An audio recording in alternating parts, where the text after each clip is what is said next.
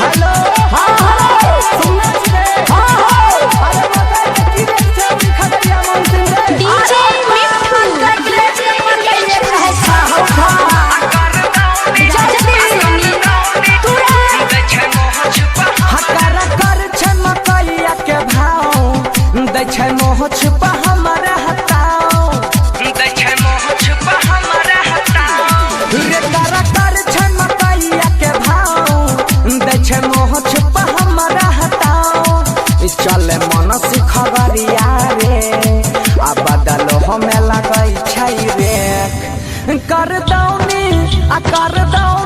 जल्दी सुखाओ आ कर छै मकैया के भाव रे दै छै मोह छुपा हमरा ताओ तनी जल्दी सुखाओ डीजे मिठू कर दौनी तनी जल्दी सुखाओ। अभी आप सुन रहे हैं बंसीधार को। अच्छा खगड़िया के रेटिया थारे सोमन सिंह में 17-10 बदलो के रेट त ठीके छै बोहरा में जल्दी से कस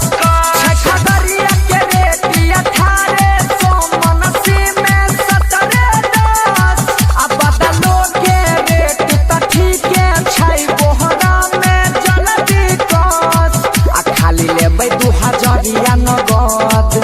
मन करते हमार गदगद आ पूछलिए त कहल कई हां अभी ठीके छ मकैया के भाव आ करे दहुनी रे जल्दी सुखाओ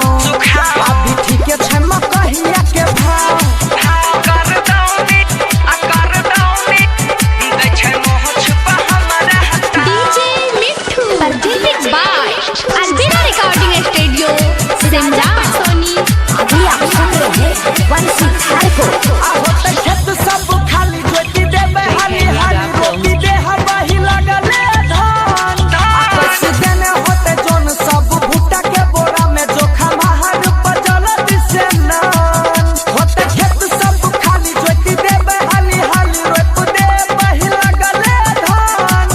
कैसे देने होते जोन सब भुट्टा के बोरा में जोखा बाहर पर जल्दी से नान आ सोनू सुधीरा प्रजापति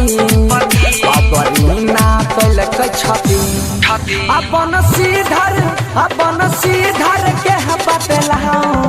आकार कर छै मकैया के भाव रे दै छै मोह छुपा हमरा हताओ अभी खूबे छै मकैया के भाव रे presented by Albela music. JK Yadav